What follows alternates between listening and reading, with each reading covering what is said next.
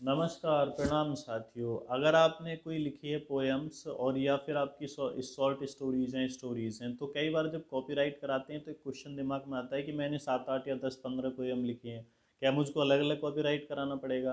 क्या मैंने 7 8 5 या 10 शॉर्ट स्टोरीज़ लिखी हैं, क्या मैं उनको अलग अलग कॉपीराइट कराऊँ? इस तरह की काफ़ी सारे क्वेश्चंस काफ़ी लोगों के रहते हैं। तो इस वीडियो में मैं डिस्कस करूँगा कि जो कई सारे इस तरह के डिलेमा होते हैं कि आपने बहुत सारी पोएम लिखी हुई हैं, तो आपको अलग अलग कॉपीराइट कराना है या फिर एक साथ कराना है। ठीक है, तो जैसे फॉर एग्जांपल आपने पोएम्स लिखी हैं 2 4 5 10 15 20, जितनी भी आप पोएम लिखते हैं तो आपको कॉपीराइट लेना है उनका। तो मैं रिकमेंड करूँगा कि सबका आप एक साथ ले लें।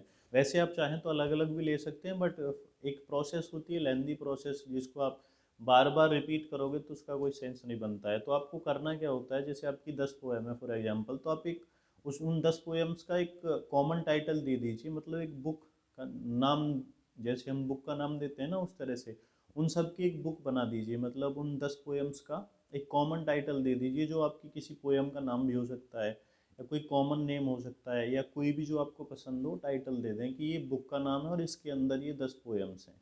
ठीक है, अब आप उस टाइटल के नाम से उसको कॉपीराइट ले लीजिए और उसमें जो अंदर आपकी कंटेंट है वो कॉपीराइट के लिए चला जाता है।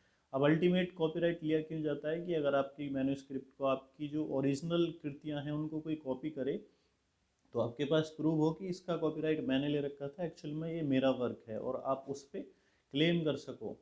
ठीक है, हमारे जो देश के कानून हैं उनके अकॉर्डिंग उसके अगेंस्ट केस कर सको अगर कोई कॉपी कर लेता है। तब तब के लिए कॉपीराइट मतलब सेफ्टी होती है हमारी मैन्युस्क्रिप्ट की।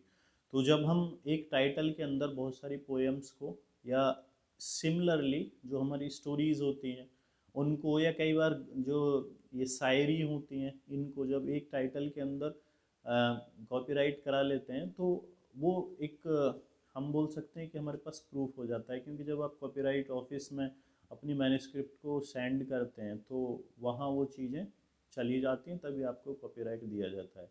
तो आप एक टाइटल के साथ आपकी जो पोएम्स हैं या शॉर्ट स्टोरीज़ हैं कई सारी, उनको ले लें, मेरा तो रिकमेंडेशन है।